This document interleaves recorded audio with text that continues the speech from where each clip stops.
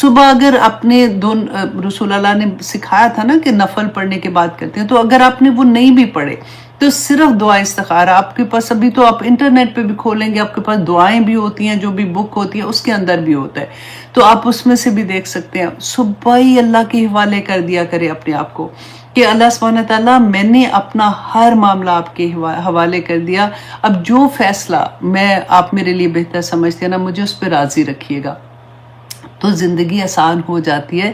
لیکن ایک میں بات بتا دوں کہ ہر انسان اسی طرح کی کسی نہ کسی سچویشن سے آج نہیں تو کل گزر چکا ہے، کل گزر چکا ہے نا تو اس سے پہلے گزر چکا ہے، تو یہ سارا کچھ ہوتا رہتا ہے۔ اس لیے اپنے آپ کو مضبوط رکھ کے اللہ سبحانہ تعالیٰ سے مدد مانگ کے، کیونکہ مدد مانگے بغیر کچھ ہونا کوئی نہیں ہے نا، کرنا تو اللہ کی ذات نے۔ تو انشاءاللہ جی میں نے سوچا کہ میں یہ بات پہلے سے بتا دوں، کیونکہ آج کی کلاس میں بھی انشاءاللہ ہم اسی کے بارے میں پڑھیں گے اور سیکھیں گے بھی، اور کوشش کریں گے کہ کیسے ہم نے اپنی زندگی میں بہترین چیزوں کو لے کے آنا ہے۔ سب سے پہلے ہم حدیث سے شروع کرتے ہیں۔ مسند احمد کی حدیث ہے 8790۔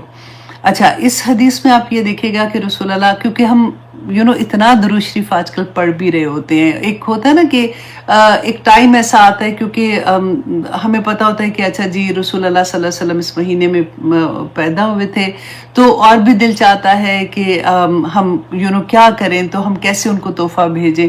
یوزلی عادت ہوتی ہے پڑھنے کی، لیکن اس مہینے میں اور زیادہ دل ہوتا ہے پڑھنے کا۔ تو میں ہمیشہ یہ سوچتی ہوں کہ دیکھیں کہ ہمیں یہ پتہ ہے نا، آج کی حدیث میں بھی انشاءاللہ ہم دیکھتے ہیں کہ ہمارا جو بھی ہم درود پڑھتے ہیں نا، رسول اللہ صلی اللہ علیہ وسلم کے پاس وہ پیش کیا جاتا ہے۔ اب پہلے چلے حدیث دیکھتے ہیں، پھر انشاءاللہ اس کے بارے میں بات کرتے ہیں کہ حضرت ابو ہریرہ رضی اللہ عنہ بیان کرتے ہیں کہ رسول اللہ صلی اللہ علیہ وسلم نے فرمایا کہ میری قبر کو جشن منانے کی جگہ نہ بنانا۔ رسول اللہ صلی اللہ علیہ وسلم کو اتنی فکر ہوتی تھی کہ کہیں میری امت میرے بعد وہ چیزیں نہ کر لے جو پہلی امتوں نے کیا تھا، وہ قبروں کی پوجا کرنا نہ شروع کر دیں۔ قبروں کی پوجا کیا ہوتی ہے کہ قبروں پہ جا کے منتیں مانگنا شروع ہو جاتے ہیں، پھر وہ سمجھتے ہیں کہ یہ قبر والا جو ہے وہ اگر کرے گا تو پھر ہی ہوگا، تو یہ ساری، تو رسول اللہ صلی اللہ علیہ وسلم نے شروع سے ہی سمجھا دیا کہ دیکھو ایسا نہ کرنا۔ اب دیکھیں، ہم دیکھتے ہیں نا کہ رسول اللہ صلی اللہ علیہ وسلم کا جو قبر مبارک ہے وہ مسجد نبوی کے اندر ہے، کیونکہ وہ کچھ احادیث میں ہم پڑھیں گے انشاءاللہ نیکسٹ ٹائم، میں وہ بھی آپ کے سامنے رکھوں گی کہ قبروں کو عبادت کی جگہ نہ بنانا۔ تو ہمارے ذہن میں یہ آتا ہے کہ ہم جب جاتے ہیں مسجد نبوی میں تو وہ تو مسجد بھی ہے اور وہاں پہ ہے، تو کیونکہ مسجد پہلے چھوٹی تھی، مسجد علیحدہ تھی، اور رسول اللہ صلی اللہ علیہ وسلم حضرت عائشہ رضی اللہ عنہا کے حجرے میں ان کو دفن کیا تھا نا، تو اس وجہ سے وہ جب مسجد ایکسپینڈ کرنے کا وقت آیا تھا، ایسا ایسا مسجد بڑی ہوتی گئی، تو اس سائڈ پہ وہ چیز جو ہے وہ مسجد کے اندر آ گئی تھی۔ لیکن رسول اللہ صلی اللہ علیہ وسلم نے خاص طور پہ بار بار یہ فرمایا کہ میری قبر کو جشن منانے کی جگہ نہ بنانا۔ دوسرا کیا تھا؟ تو اچھا، اگر جشن منانے کی جگہ وہاں نہیں بنانی تو کیا دوسروں کی قبروں کو جشن منانے کی جگہ بنا سکتے ہیں؟ آپ دیکھیں ذرا کہ کیسے ہوتا ہے کہ جی عرس ہو رہا ہے اور پھر ڈھول ہوتے ہیں، پھر دمال ہوتی ہے، پھر وہ اب تو کیونکہ میڈیا اتنا بڑا ہو گیا نا کہ پکچرز پوری ویڈیوز آ جاتی ہے، اور دیکھ کے بندہ شرمندہ ہو جاتا ہے کہ ہائے یہ کیا ہو رہا ہے، مطلب مسلمان آپس میں ایک دوسرے کے ساتھ شرمندہ ہونا شروع ہو جاتے ہیں۔ اور آج کی نسل، کیونکہ بچے بڑے تیز ہیں اس معاملے میں، وہ فوراً کویسچن پوچھنا شروع ہو جاتے ہیں کہ آپ تو یہ بتاتے تھے، آپ تو کہتے ہیں کہ فلاں مذہب میں ایسے ہوتا ہے، تو یہ مذہب ان کے رسم و رواج جو ہوتے ہیں، تو اب یہ دیکھیں یہ کیا ہو رہا ہے، تو بندہ شرمندہ ہی ہوا جاتا ہے۔ اب پھر رسول اللہ صلی اللہ علیہ وسلم نے فرمایا کہ دیکھو اپنے گھروں کو قبرستان نہ بنانا۔ وہ کیسے فرمایا تھا؟ کیونکہ رسول اللہ صلی اللہ علیہ وسلم جو مسجد میں تھے نا، وہ نماز جو فرض نماز پڑھتے تھے، سنت و نوافل جو ہے وہ گھر میں پڑھتے تھے، تو اس لیے رسول اللہ صلی اللہ علیہ وسلم نے فرمایا کہ گھروں کو، جس گھروں میں دیکھیں نماز نہیں پڑھی جاتی نا، وہ قبرستان ہوتے ہیں، تو اپنے گھروں کو قبرستان نہ بنانا۔ اور جہاں کہیں بھی تم ہو مجھ پر درود پڑھتے رہنا، جہاں کہیں بھی تم ہو مجھ پہ درود پڑھتے رہنا، کیونکہ تمہارا درود مجھ تک پہنچتا ہے۔ اب یہ نہیں رسول اللہ صلی اللہ علیہ وسلم نے कह सकते थे ना कि मुझ पे दुरूद पढ़ते रहना, मैं उधर आ जाऊंगा, मैं उधर हाजिर हूँगा, मैं खुद तुम्हारा दुरूद सुनूंगा। ऐसा तो नहीं कहा ना, पहुंचता है। अल्लाह सुब्हाना ताला ने इस दुनिया में कुछ फरिश्ते सिर्फ इसलिए रखे हैं कि जब हम दुरूद शरीफ पढ़ते हैं ना तो वो हमारा दुरूद रसूल अल्लाह सल्लल्लाहु अलैहि वसल्लम को पेश करते हैं और रसूल अल्लाह उसका जवाब भी देते हैं।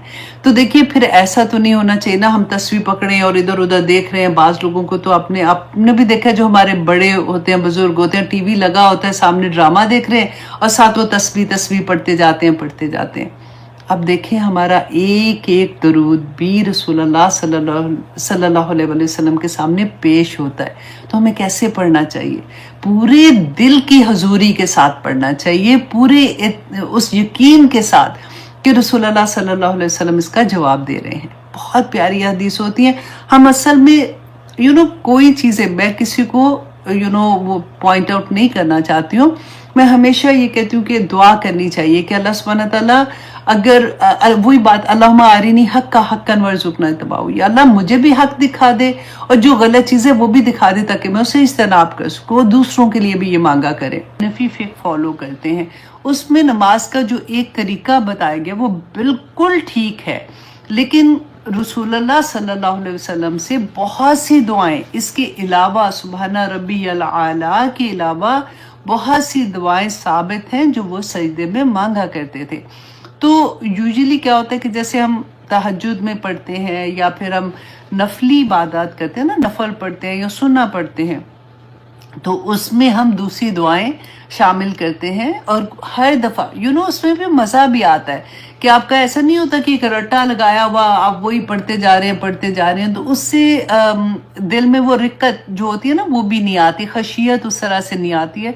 लेकिन जब आप चेंज करके पढ़ते हैं और वही दुआएं जो रसूलुल्लाह ने कही थी वही पढ़ी थी उन्होंने, वही हम पढ़ते हैं, तो फिर बहुत मज़ा आता है। तो आज मैं आप लोगों के साथ वही एक हदीस शेयर करूंगी कि अबू हुरैरा रदियल्लाहु अन्हु बयान करते हैं कि रसूलुल्लाह सल्लल्लाहु अलैहि वसल्लम जो थे वो अपने सजदे में ये दुआ मांगा करते थे, अल्लाहुम्मा अग़फ़िरली ज़म्बी कुल्लहू, कि अल्लाह मैं अपने तमाम गुनाहों की मग़फ़रत मुझे कर दे, मुझे माफ़ी कर दे। अल्लाहुम्मा अग़फ़िरली, अल्लाह मैं बख्शिश मांगती हूँ, ज़म्बी कुल्लहू, अपने तमाम गुनाहों की, दिक्क़हू व जिल्लहू, कि ऐसे गुनाह जो मुझसे छोटे गुनाह हो गए थे, जो मेरे बड़े गुनाह हो गए थे, व अव्वलहू व आखिरहू, और अगले और पिछले तमाम गुनाह, व अलानियतहू व सिर्रहू, और जो मैंने खुले आम किए थे और जो मैंने छुप के किए थे, अल्लाह सुब्हानहू व तआला मेरे तमाम गुनाहों को माफ़ कर दे। देखिए ये भी अल्लाह सुब्हानहू व तआला का बड़ा करम होता है बंदे पे कि उसको ये तौफीक मिल जाए कि वो अल्लाह सुब्हानहू व तआला से माफ़ी मांग ले। क्योंकि बहुत से गुनाह, देखिए गुनाहों को जैसे हमने पढ़ा कि जब हम वुज़ू करते हैं तो गुनाह झड़ जाते हैं, जब हम उम्रे पे जाते हैं, जब हम रोज़ा रखते हैं, हमने हर दफ़ा में हम देखते हैं कि पूरे दिन में हम बेसिकली इसी तरह से कर रहे होते हैं। लेकिन बहुत से गुनाह ऐसे हैं, वो तो छोटे छोटे गुनाह है ना, जो बड़े गुनाह होते हैं ना वो माफ़ी के बगैर जब तक हम तौबा नहीं कर लेते वो माफ़ नहीं होंगे। तो अल्लाह सुब्हानहू व तआला जिसको ये तौफीक भी अता कर दे, क्योंकि बहुत से लोग हैं उनको यही नहीं पता होता कि हमने एक्चुअली इन गुनाहों के लिए तो माफ़ी नहीं मांगी हुई है, तो हमें इस्तिग़फ़ार करना चाहिए। बल्कि मैं हमेशा ये कहती हूँ कि जो गुनाह ऐसे हैं ना उनको याद करके एक दफ़ा उनको याद करें और फिर अल्लाह सुब्हानहू व तआला से उनके लिए माफ़ी मांगे कि या पाक परवरदिगार उस वक़्त मुझे इल्म नहीं था, मुझे उसकी इंटेंसिटी नहीं पता थी, लेकिन जब मेरे कुरान मेरी ज़िंदगी में खुल गया है या पाक परवरदिगार, तो मैं उन गुनाहों की माफ़ी मांगती हूँ। तो ये तो दुआ ही इतनी प्यारी है कि इसके अंदर सारी चीज़ें आ जाती हैं। तो इसलिए आप लोग याद कर लें, बहुत आसान लफ्ज़ हैं। तो अल्लाह सुब्हानहू व तआला हमें तौफीक अता करे कि हम अल्लाह सुब्हानहू व तआला से अपने तमाम गुनाह जो अगर हमने दुनिया में किए हैं, हम अपने मरने से पहले अल्लाह सुब्हानहू व तआला से उसकी माफ़ी मांग लें। आमीन सुम्मा आमीन। तो आइए अब हम आते हैं सूरत अल बुरूज, देखते हैं कि इसमें अल्लाह सुब्हानहू व तआला ने हमारे लिए क्या पैगामात रखे हैं। आऊज़ु बिल्लाहि मिनश शैतानिर रजीम, बिस्मिल्लाहिर रहमानिर रहीम। वस्समाइ ज़ातिल बुरूज। अल्लाह अकबर। आज की सूरा जो है ना, इसके जो आपका मेन आपको मैसेज मिलेगा वो ये है कि जो ईमान वाले हैं, जो अल्लाह वाले लोग हैं, जब उनके ऊपर सख्तियाँ आती हैं, जब उनके ऊपर मुश्किलें आती हैं, तो अल्लाह सुब्हाना ताला किस तरह से उनको इनामात का बताते हैं कि दुनिया में अगर ऐसा तुम्हारे साथ हो रहा है, और जो कर रहे हैं ना उनके बारे में कि उनके साथ क्या होगा, और जिनके साथ हो रहा है उनको अल्लाह सुब्हाना ताला क्या क्या इनामात देंगे।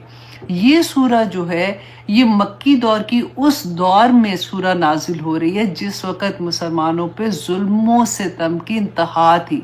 हमने पहली जो सूरतें पढ़ी ना वो उस अभी शुरू का दौर था। अभी मुसलमानों पे ऐसा हालात थे कि वो छुप के इस्लाम उन्होंने कबूल किया हुआ था, अभी जाहिर नहीं किया हुआ था, अभी जुल्म सितम उनके ऊपर नहीं हो रहे थे। लेकिन ये सूरा जिस वक़्त नाजिल हो रही थी उस वक्त सिचुएशन ये थी कि एक एक बंदा, एक एक सहाबी जब वो कलमा कह देते थे, वो मुसलमान हो जाते थे, अपना ईमान जाहिर करते थे, ना सिर्फ सहाबी बल्कि सहाबियात, तो उनके ऊपर जुल्म के पहाड़ टूट जाते थे। और ऐसे वक्त में अल्लाह सुब्हाना ताला ने ये सूरा नाजिल की और उनको हौसला दिया कि तुमसे पहले लोगों पर तो इससे भी ज़्यादा जुल्म हुए और उन्होंने कैसे सब्र किया। बेसिकली ये सब्र कैसे करना है, और क्योंकि यूजुअली पता है हमारे जहन में ये आता है कि अगर हम किसी को देखते हैं ना कि बहुत इस्लाम फॉलो करने वाला है, अल्लाह सुब्हाना ताला के अहकामात के मुताबिक ज़िंदगी गुजारते हैं, और उनके ऊपर जब ऐसी मुश्किल आती है तो बंदा सोचता है कि ओ ये तो बड़े नेक लोग थे, इनके पास ऐसी क्यों मुश्किलें आई हैं। तो आज की सूरा में हमें उसका भी जवाब मिलेगा इंशाअल्लाह। अब यहाँ पे सबसे पहले देखिए वस्समाई, और कसम है आसमान की। सबसे पहले तो हम कसम को देखें कि अल्लाह सुब्हाना ताला जब कसम उठाते हैं, क्योंकि हमने देखा कुरान पाक में अबाउट 20 से ज़्यादा जगहों पे वतूर वसीनीन वाली जो आया है, और अब एक जगह पे तो अल्लाह सुब्हाना ताला ने रसूल अल्लाह सल्लल्लाहु अलैहि वसल्लम की जान की कसम खाई है। तो डिफरेंट आसमान की कसम, ज़मीन की कसम, अल्लाह सुब्हाना ताला ने अपनी मखलूक की कसम खाई है। वतीनी वज़ैतून वतूर सीनीन उसकी बात कर रही थी। तो अल्लाह सुब्हाना ताला ने कसम खा के, ये कसम क्यों खाई जाती है? देखिए यहाँ पे तो अल्लाह सुब्हाना ताला की मखलूक है, तो सबसे बड़ी बात है कि उस चीज़ को आप देखें कि जिसकी अल्लाह सुब्हाना ताला कसम खाते हैं ना, उसकी अहमियत हमारी ज़िंदगी में, क्योंकि आसमान इतना बड़ा जो हम देखते हैं, ज़मीन इतनी बड़ी जो हमें नज़र आती है, तो इन चीज़ों पे जब गौर व फिक्र करते हैं ना तो अल्लाह सुब्हाना ताला की पहचान होती है, हमें अल्लाह सुब्हाना ताला की वहदानियत की समझ आती है। तो अल्लाह सुब्हाना ताला जब अपनी मखलूक की कसम खा के हमें किसी चीज़ के बारे में बताते हैं तो ये बहुत बड़ी खबर होती है, जिसकी वजह अल्लाह सुब्हाना ताला ये कसम खा के बताते हैं कि ये वजह, और वो वजह भी इतनी बड़ी होती है, तो इस वजह से उसका आगाज़ उस तरह से होता है। अब मैं और आप जैसे इंसानों के लिए इसके बारे में क्या है, सूरत अल माइदा की आया नंबर 89 में अगर आप देखेंगे ना तो उसमें कसम के बारे में है कि अल्लाह सुब्हाना ताला फरमाते हैं कि तुम्हारी जो लग़्व कस्में हैं, जैसे हम होते हैं ना, अरबों में ये रवाज था, वो हर बात करने से पहले ना वल्लाही वल्लाही वल्लाही ऐसे बात करते थे। जैसे अक्सर मैं बात करती हूँ तो मैं कहती हूँ कि कसम अल्लाह की कसम ऐसे है, ऐसे बात करते हैं। तो एक होता है कि आदतन बंदा कसम खा रहा होता है, तो कई दफ़ा ऐसा होता है कि वो वाली कस्में जो है ना, अल्लाह सुब्हाना ताला ने फरमाया कि उस पर तुम्हारी पकड़ नहीं है। लेकिन जो कसम तुम सोच समझ के कहते हो, तुम खाते हो, सोच समझ के कसम खाते हो, उस पर तुम्हारा मुआवजा होगा, उस पर तुम्हारे से पूछगिछ होगी। अब हुआ क्या था कि जब रसूल अल्लाह सल्लल्लाहु अलैहि वसल्लम के ज़माने में कुछ सहाबी फॉर एग्जाम्पल ऐसे थे, कुछ सहाबियात ऐसे थी कि जैसे वो होता है ना कि अच्छा मैं कसम खाती हूँ कि आज के बाद मैंने किसी रात को, मतलब मैंने तहज्जुद नहीं छोड़नी, اور پھر بعد میں ایسا ہوا کہ وہ نہیں پڑھ سکے یا مطلب ان کو چھوڑنی پڑی بیچ میں، جیسے کچھ کبھی چھوڑ دیتے تو ایک گلٹ ہوتا تھا بہت بڑا کہ اب کیا ہوا ہمارے ساتھ. یا پھر کبھی ایسا ہوا کہ کچھ ایسے لوگ تھے، صحابی تھے، جنہوں نے یہ قسم کھا لی، فار ایگزامپل میں گوشت نہیں کھاؤں گا، اور پھر میں کبھی عورتوں کے ساتھ مطلب میں شادی نہیں کروں گا. تو اس طرح کی قسمیں وہاں پہ عرب، کیونکہ ان کے رواج بھی اتنا تھا کہ وہ آرام سے وہ کھا لیتے تھے قسمیں. اب جب قرآن نازل ہونا شروع ہوا تو ان کو یہ ہوا کہ یہ تو قسم ہم نے اس وقت کھائی تھی، اگر ہم توڑتے، جیسے اگر کوئی ایسی چیز جس کو اللہ نے منع کیا ہے تو اس کے بارے میں اللہ سبحانہ تعالیٰ نے فرمایا کہ وہ چیز پہ اگر قسم کھائی ہے تو اس سے بہتر چیز جب تمہیں پتہ چل گئی تو قسم توڑ دو اور اب اس سے بہتر چیز کر لو جو حلال ہے، جو اللہ کی اجازت ہے، اور اس کا کفارہ ادا کر دو. اب کفارہ اس کے لیے کیا تھا؟ سورۃ المائدہ میں ہی اس کے کفارے کے بارے میں اللہ سبحانہ تعالیٰ نے بتایا کہ نمبر 1 یہ کہ 10 مسکینوں کو کھانا کھلانا، جو ریگولر ہم گھروں میں کھاتے ہیں اس طرح کا کھانا. نمبر 2 یہ کہ ان کو کپڑے پہنانا، مطلب ہر 10 لوگوں کو ایک ایک جوڑا کپڑوں کا پہنانا. نمبر 3 یہ کہ اگر کوئی غلام، ابھی تو غلام ہے نہیں ہے نا، لیکن اس زمانے میں تو یہ بہت بڑی بات ہوتی، غلام آزاد کرانے کے لیے تھا، کیونکہ غلامی کا دور تھا نا، جب لوگ کہتے ہیں کہ ہائے ہائے غلام ہوتے تھے تو پھر یہ ہوتا تھا. تو ہم نے کبھی ہسٹری پڑھے نا کہ کس طرح سے غلاموں کو آزاد کرانے پہ حضرت ابوبکر کیسے آزاد کراتے تھے، اور کس طرح سے ان کو اتنی انٹینس وہ لوگوں کو کہا جاتا تھا کہ جب وہ کریں گے تو ان کو کتنا ثواب ملے گا. تو اس طرح سے لوگوں نے اپنے جو غلطی ہوتی تھی اس کے کفارے کے طور پہ بھی غلام آزاد کراتے تھے. تو آہستہ آہستہ یہ پورا سسٹم جو ہے وہ ختم ہو گیا تھا، اسی لیے آج غلام نہیں ملتے ہیں. تو اس زمانے میں یہ تھا کہ اگر آپ نے کوئی قسم کھائی ہے، اس کو توڑ دیا، تو پھر ایک غلام آزاد کرانا. اگر یہ تینوں چیزیں آپ نہیں کر سکتے اور اتنی وسعت نہیں ہے آپ کے مال میں، تو پھر 3 دن کے مسلسل روزے رکھنا. یہ اللہ سبحانہ تعالیٰ نے سورۃ المائدہ میں اس کی تفسیر بتا دی. اچھا، اب ذہن میں کیا بات آتی ہے کہ اچھا اگر ہم نے فار ایگزامپل قسم، اللہ نہ کرے، ویسے یہ تو بہت ہی غلطی بات ہوتی ہے نا، کہ ہم نے جان بوجھ کے پتہ ہے کہ کسی چیز پہ ہم نے یہ قسم کھائی کہ میں قسم کھاتی ہوں کہ اس نے میرے سامنے یہ کسی کو فار ایگزامپل قتل کیا تھا، مقدمے ہوتے ہیں نا جیسے، وہاں پہ جھوٹی گواہی دے آئے اور قسم کھا لی. تو اس میں یہ نہیں ہے کہ بعد میں وہ کہے اچھا جی میں تو اتنے مسکینوں کو کھانا کھلا دوں تو کوئی نہیں، مجھے معاف ہو جائے گا. اس کی بات نہیں ہے، یہ بالکل ڈیفرنٹ بات ہے. انشاءاللہ جہاں پہ آئے گی میں اس کی مور ڈیٹیل بتاؤں گی. جس میں چاہ رہی تھی کہ میں تھوڑا سا بتا دوں. اور میں ہمیشہ یہ ہنستی تھی کہ بچپن میں تو امی کے سامنے کیونکہ ڈر لگتا تھا نا کہ یہ کام کیا تو نہیں امی ہم نے نہیں کیا، تو جھوٹی قسم سے امی بھی یہ کام نہیں کیا. تو جب سمجھ آئی تو میں ہنستی تھی کہ یہ تو اب روز ہی کسی مسکینوں کو 10 کو کھانا کھلانا پڑے گا، اتنا کچھ بول چکے ہیں. اللہ معاف کرے، لیکن اللہ سبحانہ تعالیٰ نے فرما دیا نا کہ 9 قسموں پہ جو بچپن میں کھائی ہوتی ہیں اس پہ پکڑ نہیں ہوگی انشاءاللہ. اچھا جی، اب اللہ سبحانہ تعالیٰ یہاں پہ کہتے ہیں وَالسَّمَاءِ ذَاتِ الْبُرُوجِ، کہ آسمان کی قسم. دیکھیں آسمان، بروج کس کو کہتے ہیں؟ کہ برجوں والا. جیسے اب دیکھیں کہ لاہور میں رہنے والوں نے نا چبرجی کا نام سنا ہوا ہے، 4 برج.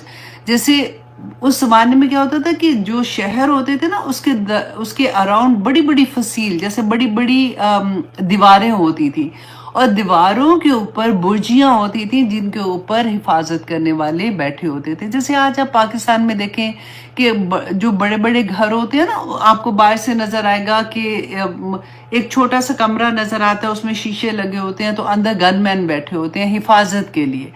تو بیسیکلی یہاں پہ کانسیپٹ یہی ہے کہ آسمان جو ہے نا وہاں پر بھی حفاظت پورا بندوبست ہے اللہ سبحانہ تعالیٰ کا، کہ قسم کھا رہے ہیں اللہ سبحانہ تعالیٰ آسمان کی جو برجوں والا ہے.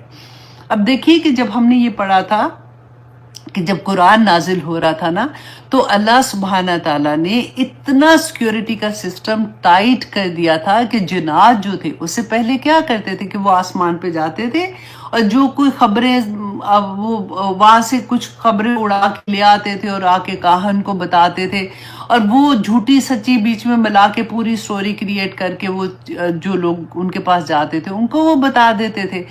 تو اب کیا ہوا کہ جب قرآن نازل ہونا تھا تو سیکیورٹی اتنی ٹائٹ ہو گئی کہ جنات کو یہ لگا کہ یہ کیا ہوا کہ جب اوپر خبر لینے جاتے ہیں تو شہاب ثاقب ان کے اوپر پھینکے جاتے تھے. تو انہوں نے کہا کہ یہ کیا ہوا، تو ان کو پتہ چلا کہ یہ کوئی کلام اللہ سبحانہ تعالیٰ وہ نازل کر رہے ہیں جس کی وجہ سے سیکیورٹی اتنی ٹائٹ ہے. اسی لیے ہم پڑھتے ہیں نا کہ جب یہ آیا نازل ہوئی یا یہ سورہ نازل ہوئی تو اتنے فرشتے اس کے ساتھ نازل ہوئے تھے.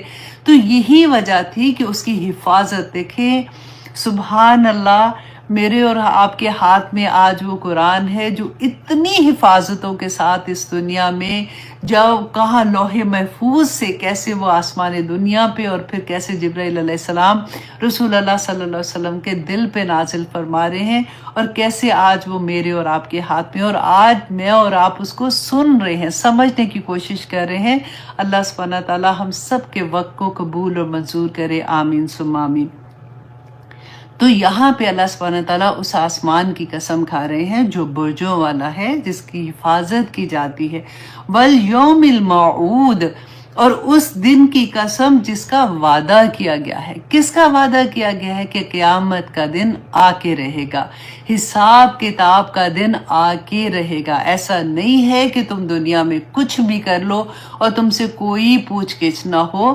ایک دن اللہ سبحانہ تعالیٰ جو ایک لمحے کا، ایک وقت کا جو زندگی دی ہے اس کا حساب لیں گے کہ میں نے تمہیں دنیا میں جب بھیجا تھا، جو نعمتیں میں نے تمہیں دی تھی ان کا حق کیا ادا کر کے آئے ہو. اور ہم نے یہ بہت اچھے سے جان لیا کہ اللہ سبحانہ تعالیٰ کی ہر نعمت جو اللہ نے ہمیں عطا کی ہے اس کا حق کیسے ادا کرنا ہے. جو آنکھ اللہ نے دی ہے نا، اس کا حق یہی ہے کہ ہم اس سے وہی کام لیں جس کا حکم اللہ سبحانہ تعالیٰ نے دیا ہے. اللہ سبحانہ تعالیٰ نے کان کی نعمت دی ہے، اس سے وہی بات سنیں جو اللہ سبحانہ تعالیٰ کے احکامات کے مطابق ہے. اللہ نے ہمیں زبان دی ہے، ہم اس سے وہی بات کہیں جس کا اللہ سبحانہ تعالیٰ نے ہمیں حکم دیا ہے. ہر نعمت، اپنی اولاد سے لے کے اپنے ہسبینڈ، اپنے ماں باپ، بہن بھائی، دوست، ہر ایک کے لیے آپ سوچیں. یا اللہ سبحانہ تعالیٰ نے آپ کو دولت دی ہے، اللہ سبحانہ تعالیٰ نے آپ کو عزت دی ہے، اللہ سبحانہ تعالیٰ نے جو کچھ عطا کیا ہے اس کا حق یہی ہے کہ وہ اسی کے لیے جس نے وہ عطا کی ہے نا، اسی کی مرضی کے مطابق اس کو استعمال کرنا. زندگی کچھ بھی نہیں ہے، زندگی ختم ہو جانی ہے. تھوڑی سی زندگی میں جب انسان اتنی زیادہ زیادتی کرتا ہے تو اللہ سبحانہ تعالیٰ آگے دیکھیں گے، ہمیں بتائیں گے کہ کیا ہوگا کہ وَشَاهِدٍ وَمَشْهُودٍ، اور قسم ہے حاضر ہونے والے اور حاضر کیے جائے. مطلب وہ لوگ جو دیکھ رہے ہیں، شاہد دیکھنے والے کو کہتے ہیں، مشہود وہ ہوتا ہے جس کو دیکھا جاتا ہے. تو قسم کھا رہے اللہ سبحانہ تعالیٰ کس چیز کی؟ کیونکہ قیامت کے دن ہم شاہد ہوں گے، اور قیامت کا دن ہم دیکھیں گے، وہ مشہود ہوگا جس کو ہم دیکھ رہے ہوں گے. جیسے کرامن کاتبین، قیامت کے دن یہ شاہد ہوں گے اور ہمارے اعمال مشہود ہوں گے. اللہ سبحانہ تعالیٰ اس کی قسم کھا رہے ہیں کہ یہ ہوگا. رسول اللہ صلی اللہ علیہ وسلم گواہی دیں گے، وہ شاہد ہوں گے. ہم نے پڑھا نا، اور ہم بڑے خوش ہوتے ہیں کہ رسول اللہ صلی اللہ علیہ وسلم ہماری شفاعت کر دیں گے کیونکہ ہم مسلمان ہیں، ہم کلمہ گو ہیں. ہمیں اللہ سبحانہ تعالیٰ انشاءاللہ جنتوں میں بھیج دیں گے. اللہ سبحانہ تعالیٰ سے اچھا گمان کرنا چاہیے. لیکن قرآن پاک میں میرے اللہ نے کیا بتایا ہے؟ اب دیکھیں سورۃ فرقان کی آیہ نمبر 31. جب یہ میں نے پہلی دفعہ پڑھی تھی، آنیسٹلی میں 10 مرتبہ شاید میں نے واپس جا کے اس آیہ کو پڑھا تھا، اور میں اس کو سمجھنے کی کوشش کر رہی تھی کیونکہ پہلے تو ذہن میں کبھی ایسی چیز تھی نہیں نا. پتہ تھا کہ انشاءاللہ شفاعت تو ہو جائے گی یہاں پہ، کیونکہ اس وقت تو قرآن ایسے نہیں کھلا تھا زندگی میں. تو رسول اللہ صلی اللہ علیہ وسلم کی بات دیکھیے، ابھی تو قیامت نہیں آئی ہے. یہ اللہ کا کتنا بڑا کرم ہے کہ رسول اللہ صلی اللہ علیہ وسلم اس وقت جو اللہ سبحانہ تعالیٰ سے بات کہیں گے، اللہ سبحانہ تعالیٰ نے آج مجھے اور آپ کو بتا دی کہ اللہ سبحانہ تعالیٰ فرماتے کہیں گے، یا ربی، اے میرے رب، ان قوم اتخذوا، کہ میری قوم نے کر لیا تھا ھذا القرآن مہجورا، کہ اللہ میری قوم نے اس قرآن کو چھوڑ دیا تھا.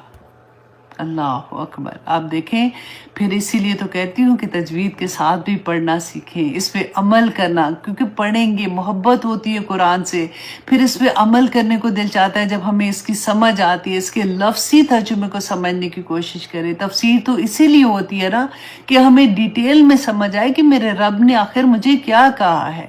تو اللہ سبحانہ تعالیٰ ہمیں معاف کریں کہ جو ہم نے پہلے غلطیاں کی ہیں. اور اللہ سبحانہ تعالیٰ آگے فرماتے ہیں قُتِلَ اصحاب الاخدود، کہ مارے گئے خندقوں والے. اصل میں اب اس جو سورہ ہے نا سورۃ بروج، اس کا مین مقصد جو ہے وہ یہاں پہ آتا ہے، کیونکہ میں نے جیسے آپ کو بتایا کہ صحابہ اکرام پہ اس وقت بہت ظلم ہو رہا تھا. اور دیکھیے حضرت بلال، اللہ اکبر، ان کے آپ نے بہت دفعہ ہم نے یہ پڑھا نا کہ کس طرح سے، کیونکہ غلام تھے نا، تو امیہ بن خلف جو تھے ان کے وہ غلام تھے، وہ اتنا ظالم تھا کہ ان کو تپتی رہتا. آپ جب جاتے ہیں عمرہ کرنے کے لیے جاتے ہیں تو آپ نے دیکھا ہوگا کہ وہاں کی گرمی کا کیا عالم، اور وہ پتھر پورے پہاڑ اتنے اس کے اوپر ان کو گھسیٹتے تھے، اور جب وہ تھک جاتے تھے مار مار کے تو پھر وہ جو بچے ہوتے تھے یا ینگ لڑکے ہوتے تھے گلے میں جو جیسے ہوتا ہے نا رسی ڈال کے، تو ان کے ہاتھ میں پکڑا دیتے تھے اور وہ ان کو گھسیٹتے پھرتے تھے سارا دن. اور ان کو صرف کس لیے؟ اس لیے کہ وہ اسلام لے آئے ہیں. تو ایک ہی بات ان کو کہتے تھے کہ تم نے نیا دین تم نے جو اپنایا ہے تم اس کو چھوڑ دو، اور وہ عہد عہد عہد کہتے رہتے تھے. اب میرے اور آپ کے لیے اس میں کیا ہے کہ دیکھیں ہمارے اوپر تو اللہ نہ کرے ایسی کوئی آزمائش نہیں ہے، لیکن آج آپ دیکھیں دنیا میں، آج آپ پوری دنیا میں دیکھیں، اب تو میڈیا ہمارے سامنے اوپن ہے، آج بھی مسلمانوں کے ساتھ کیا کیا ظلم نہیں ہو رہے. کیوں ہو رہے ہیں؟ کیونکہ وہ ایک اللہ کو مانتے ہیں، نبی صلی اللہ علیہ وسلم کو مانتے ہیں نا. تو وہاں پہ آ کے جب زیادتی ہوتی تو اللہ سبحانہ تعالیٰ یہاں پہ وہی حوصلہ دیں گے کہ یہ جو واقعہ انشاءاللہ میں آپ کو سناتی ہوں، لیکن حضرت بلال رضی اللہ عنہ کا واقعہ اس لیے بتا رہی ہوں کیونکہ یہ اس زمانے میں یہ ہو رہا تھا جب یہ سورہ نازل ہوئی.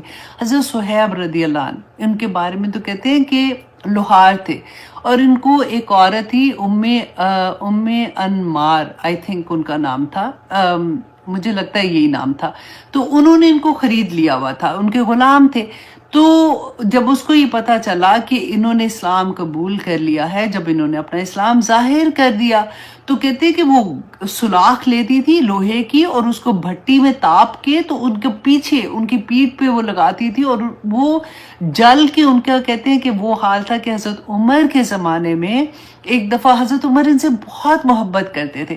تو حضرت عمر نے ایک دفعہ ان سے پوچھا کہ صہیب، کیونکہ باتیں نہیں زیادہ کرتے تھے، تو پوچھا کہ صہیب اس زمانے میں جب اسلام نیا قبول کیا، کیونکہ یہ شروع کی میرا خیال ہے کچھ 6 نمبر ان کا آتا ہے جنہوں نے اسلام قبول کیا تھا، کہ کیا مطلب کوئی واقعہ بیان کرو، کیونکہ جیسے بیٹھتے تھے نا تو وہ آپس میں ایک دوسرے سے بات کرتے تھے.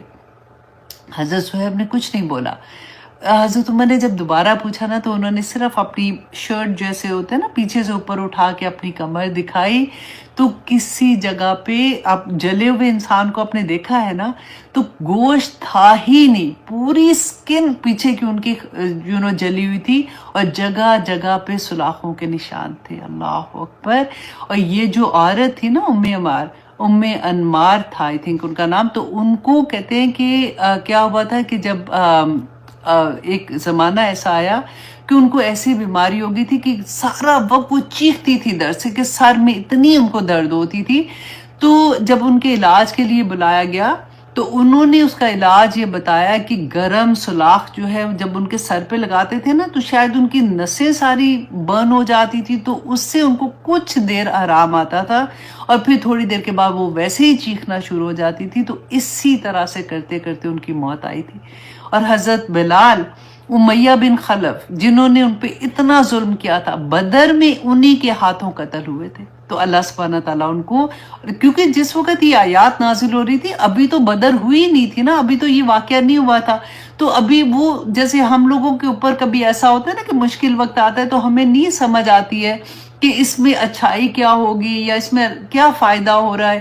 ہم کئی دفعہ گھبرا جاتے ہیں. تو اللہ سبحانہ تعالیٰ اس وقت ان کو جو تسلیاں دے رہے تھے، بعد میں انہوں نے دیکھا کہ ان لوگوں کے ساتھ بھی کیا کیا ہوا ہے اور ان کو کیسے انعامات اس دنیا میں بھی ملے اور آخرت میں بھی ملے ان کو.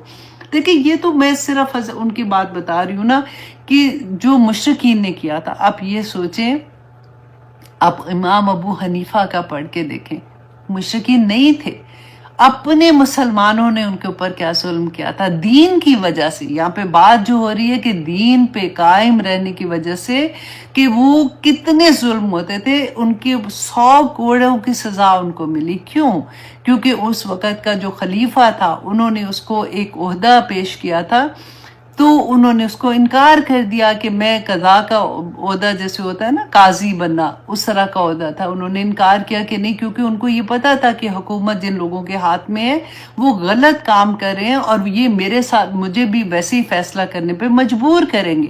اور انہوں نے جب انکار کر دیا، اور یہ ایک لمبی سٹوری ہے انشاءاللہ کبھی میں سناؤں گی، تو ان کو یہ سزا دی گئی تھی، 100 کوڑے ان کو لگائے گئے. اس کے بعد جیل میں ان کو زہر دے کے مار دیا گیا تھا. اللہ اکبر. یہ امام ابو حنیفہ جن کی فقہ ہم پاکستان میں پڑھتے ہیں، ان کا یہ حال تھا.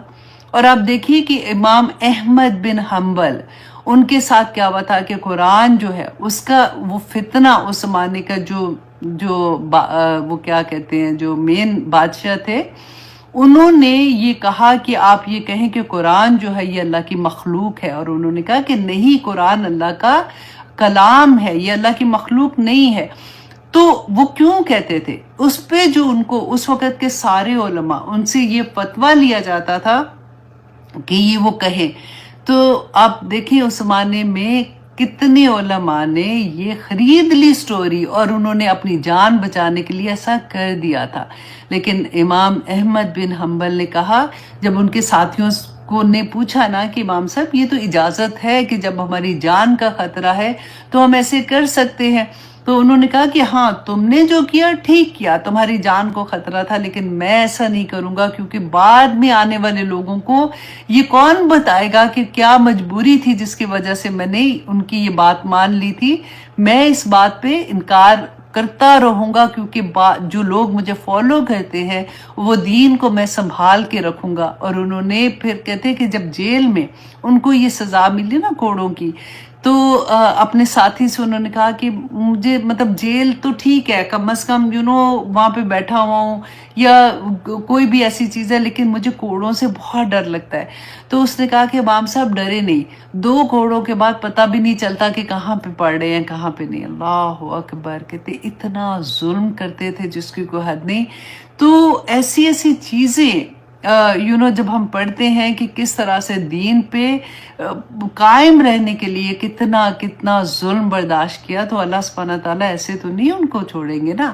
تو اب آگے دیکھیے یہاں پہ جو قتل اصحاب الاخدود کا جو واقعہ تھا، یہ اللہ سبحانہ تعالیٰ اس وقت اور رہتی دنیا تک آج بھی جو لوگوں پہ ایسے ظلم ہوتا ہے، جب ہم پڑھتے ہیں تو ایک تسلی ملتی ہے کہ اس وقت رسول اللہ مسلم کی حدیث ہے، کیونکہ یہ ڈیفرنٹ حدیث سے، لیکن میں پوری سٹوری آپ کو سنا دیتی ہوں، کیونکہ جب سٹوری کی طرح آپ سنیں گے نا تو آپ کو یہ واقعہ یاد رہے گا. یہ مسلم کی حدیث ہے. تو اگلے زمانوں میں ایک بادشاہ تھا جس کے پاس کیا تھا کہ اس کے پاس ایک جادوگر ہوتا تھا جو اس کو جادو والی چیزیں بتاتا تھا یا اس طرح سے، تو بڑا مشہور تھا وہ. اب وہ جادوگر جو ہے جب وہ بوڑھا ہو گیا تو اس نے بادشاہ سے کہا کہ مجھے کوئی ایک ذہین لڑکا ایسا دے دو کہ جس کو میں یہ جادو کے جو ساری چیزیں سکھا دوں، تاکہ اگر میں مر جاؤں گا تو وہ تمہارے کام آئے گا. اب بادشاہ نے سارے شہر میں اعلان کروا دیا اور ان میں سے ایک بچہ پک کیا. ایک بچہ تھا ینگ بچہ تھا، وہ پک کیا اور اس کو انہوں نے بادشاہ نے کہا کہ ٹھیک ہے یہ والا بچہ جو ہے یہ جا کے جادوگر سے اس کا پورا علم سیکھے گا. اب بچہ جادوگر کے پاس جانا شروع ہو گیا. راستے میں ایک جنگل آتا تھا جس میں راہب رہا کرتا تھا. اس زمانے میں ابھی یہ رسول اللہ صلی اللہ علیہ وسلم کی بعثت سے آلموسٹ کہتے 40 یا 50 سال پہلے کا واقعہ ہے بیسیکلی. تو ہوا کیا کہ وہ جو راہب تھا نا وہ حضرت عیسیٰ کے اصل دین پہ تھا. تو وہ جب بچہ اس کو ملتا تھا تو اس کی بات جب سنتا تھا تو اس کے دل کو لگتی تھی بات، وہ آہستہ آہستہ راہب کے پاس بھی بیٹھنا شروع کر دیا اس نے، وہاں سے وہ اٹھ کے جب جادوگر کے پاس جاتا تھا تو اس سے بھی وہ سیکھ رہا تھا۔ ہوا کیا کہ ایک دن اس نے راہب سے یہ کہا کہ جب میں جادوگر کے پاس جاتا ہوں، کیونکہ وہ لیٹ ہو جاتا تھا، تو جادوگر مجھے ڈانٹتا ہے، مجھے مارتا ہے، جب میں گھر جاتا ہوں تو وہاں پہ لیٹ ہوتا ہوں تو وہ مجھے ڈانٹتے ہیں اور مارتے ہیں۔ تو راہب نے اس کو کہا کہ جب تم جادوگر کے پاس جاؤ گے تو تم اس کو یہ کہنا کہ میں گھر سے لیٹ آیا ہوں، تو گھر والوں کے پاس جاؤ گے کہنا کہ جادوگر سے لیٹ آیا ہوں، تو تمہاری جان بچ جائے گی۔ لیکن اسی طرح سے اس کا یہ سفر چلتا رہا۔ پھر ایک دن کیا ہوا کہ وہ آ رہا تھا، راستے میں اس نے دیکھا کہ ایک پل ہے جیسے، تو ادھر ایک بہت بڑا جانور ہے جو وہاں پہ بیٹھا ہوا ہے اور وہ ہل نہیں رہا، اور لوگوں کے لیے آمد و رفت کا راستہ جو ہے وہ بند ہے، لوگ کھڑے ہوئے ہیں۔ تو اب اس بچے نے کیا کیا کہ ایک پتھر اٹھایا، اور اس کے وقت اس کے ذہن میں یہ بات آئی اور اس نے کہا کہ اچھا آج میں یہ دیکھتا ہوں کہ میں، کیونکہ دونوں سے وہ علم لے رہا تھا، کہ میں یہ آج ذرا دیکھتا ہوں کہ اللہ سبحانہ تعالیٰ سے اس نے دعا کی کہ یا پاک پروردگار، اگر یہ راہب کا جو علم میں سیکھ رہا ہوں اگر یہ ٹھیک ہے تو میں یہ پتھر جب اس پہ ماروں گا، اس جانور پہ، تو یہ مر جائے، تو اس کا مطلب ہے کہ راہب ٹھیک ہے، اور اگر وہ نہیں مرا تو اس کا مطلب جادوگر ٹھیک ہے۔ تو جیسے اس نے وہ پتھر مارا تو وہ جانور مر گیا۔ اب وہ جیسے ہی وہ مرا تو لوگوں کے راستہ، چلنے والا راستہ جو ہے وہ ٹھیک ہو گیا، اور وہ لوگ آمد و رفت کا سلسلہ شروع ہو گیا۔ اب جب یہ بچہ واپس راہب کے پاس گیا تو اس نے جا کے یہ بات بتائی، تو اس نے اس کو کہا کہ تمہیں اللہ سبحانہ تعالیٰ نے بیسیکلی چن لیا ہے، اور اب تمہاری منزلیں بہت بلند ہو گئی ہیں، اور تمہیں اب آزمایا جائے گا، لیکن جب تمہیں آزمایا جائے تو میرے بارے میں کسی کو مت بتانا، ٹھیک ہے؟ اب یہ ہوا کیا، کہتے ہیں کچھ روایات میں یہ بھی آتا ہے کہ اس راہب کے پاس اس میں اعظم تھا، جس کی وجہ سے جو اس نے اس بچے کو دے دیا تھا۔ اب یہ بچہ جو ہے یہ کیا کرتا تھا کہ جو بیمار ہوتے تھے ان کو شفا مل جاتی تھی، یہ دعا کرتا تھا۔ جو پیدائشی اندھے ہوتے تھے، جو حضرت عیسیٰ کو معجزے ملے تھے نا، اسی طرح کے کچھ معجزے اس کے پاس بھی آگے کہ کرامات آ گئی نا، جیسے اس کے پاس کہ وہ ہاتھ لگاتا تھا آنکھ پہ تو لوگ دیکھنا شروع ہو جاتے تھے، جو پیدائشی اندھے ہوتے تھے۔ اب ہوا کیا کہ اس کا نام جو ہے آہستہ آہستہ ساری جگہوں پہ مشہور ہو گیا کہ یہ بچہ جو ہے وہ یہ کرتا ہے، اس طرح سے کرتا ہے۔ اب بادشاہ نے تو یہ سوچا کہ کیونکہ یہ جادوگر کے پاس جاتا ہے تو یہ جادو کی وجہ سے کر رہا ہے۔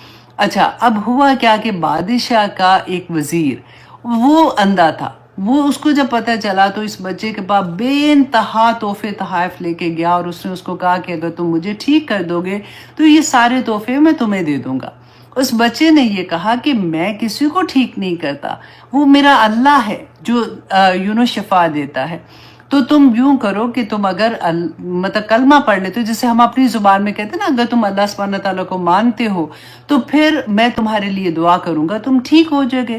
اس نے وزیر نے کہا کہ ٹھیک ہے، اس نے کہا کہ میں اللہ پر ایمان لاتا ہوں، اور اس نے جب اس کے لیے دعا کی تو وہ ٹھیک ہو گیا۔ اب وزیر جب بادشاہ کے پاس جاتا ہے، آج کی ویسے کلاس میں سٹوریز ہے بہت زیادہ، اچھا بادشاہ کے پاس جاتا ہے، بادشاہ اس کو کہتا ہے کہ او تم تو ٹھیک ہو گئے ہو، یہ کیا ہوا؟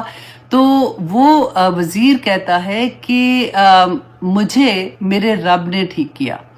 تو اس نے کہا، بادشاہ حیران ہو کے کہتا ہے کہ تمہارے رب نے کیا مطلب تم میرے علاوہ بھی کسی کو رب مانتے ہو؟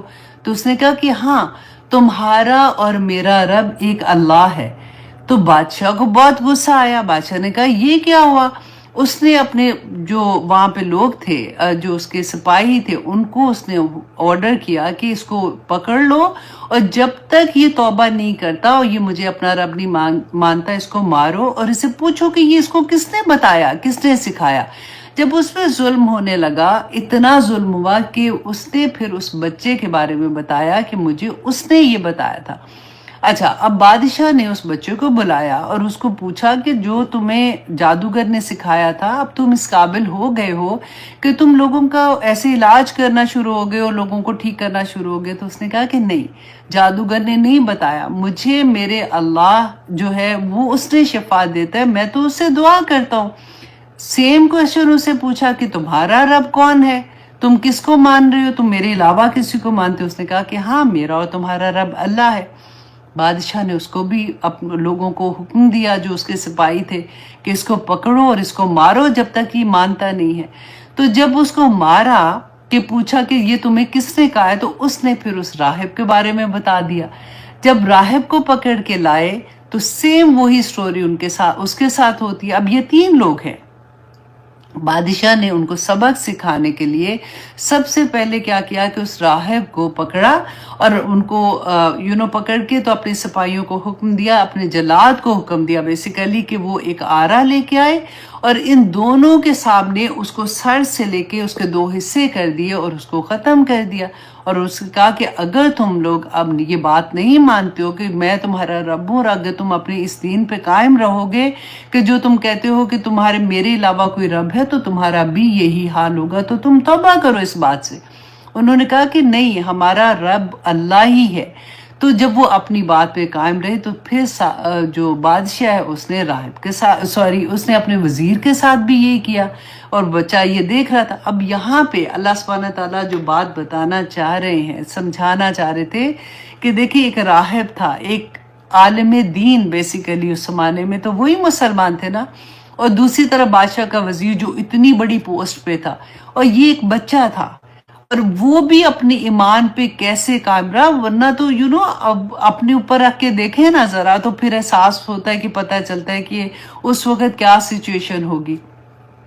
अब उस बच्चे को जब वो मारने लगे तो बच्चे को वो नहीं मार सके। नंबर 1 ये कि उसने बादशाह ने कहा कि इसको तुम पहाड़ पे ले जाओ, इसको पहाड़ की चोटी से जाके इसको पूछना कि अगर ये तौबा कर लेता है और अगर ये मुझे ही अपना रब मानता है तो उसको वापस ले आना, और अगर ये नहीं मानता तो उसको ऊपर से नीचे फेंक देना। अब वो बच्चे को लेके जाते हैं।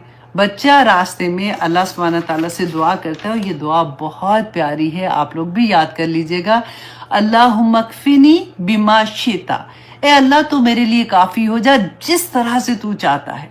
अब ये बच्चे ने दुआ मांगी तो कहते हैं पहाड़ हिलने लगा और वो जो लोग उसको पकड़ के लाए थे वो गिर गए नीचे और वो मर गए, और बच्चा चलता हुआ वापस बादशाह के पास आता है।